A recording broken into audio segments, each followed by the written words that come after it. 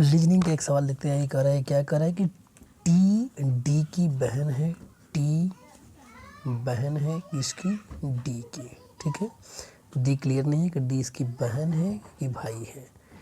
आगे कह रहा है डी का विवाह पी से हुआ है। डी का विवाह पी से हुआ है। पी एम का पुत्र है। पी पुत्र है किसका?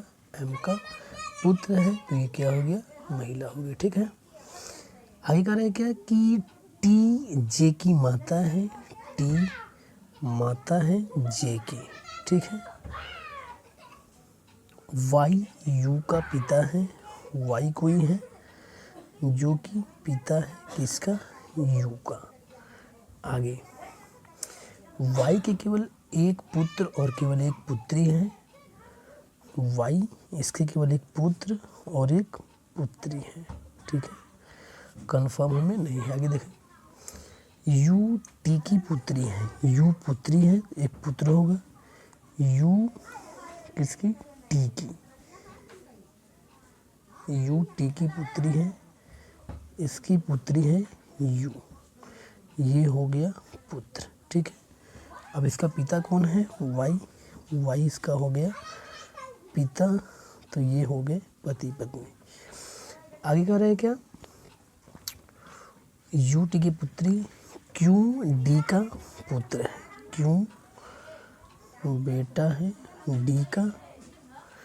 अब सवाल पे कर देखते हैं। सवाल फर्स्ट क्वेश्चन पूछ रहा है हमारा, क्या कह रहा है कि पी का टी से क्या संबंध है? पी का टी से। ठीक है, क्या होगा? पी पति हो गया, ये पत्नी, पत्नी की ये बहन साली। ठीक है, ऑप्शन कर रहे हैं क्या? पी का टी से क्या संबंध है? तो पी हो गया जीजा। तो यहाँ पे भाई ज्ञात नहीं है, चचेरा भाई। पहला वाले में क्या होगा? ई ऑप्शन हमारा करेक्ट होगा। ठीक है, क्योंकि ये हो गया इसका जीजा होगा, जो कि यहाँ पे नहीं दिया है। दूसरा कह रहा है कि जे का डी से क्या संबंध है? जे का डी से। तो जे ये हो गया बहन का लड़का, भांजा या भतीजा होगा। ठीक है, तो ये 15 का डी वाला सही होगा।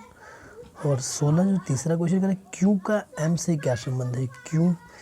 क्यू का एम से, ये क्या होगा? लड़का, लड़का का लड़का, पोता हो गया। ठीक है, जिसे हम पौत्र कहेंगे। तो 16 वाले का बी वाला सही हो।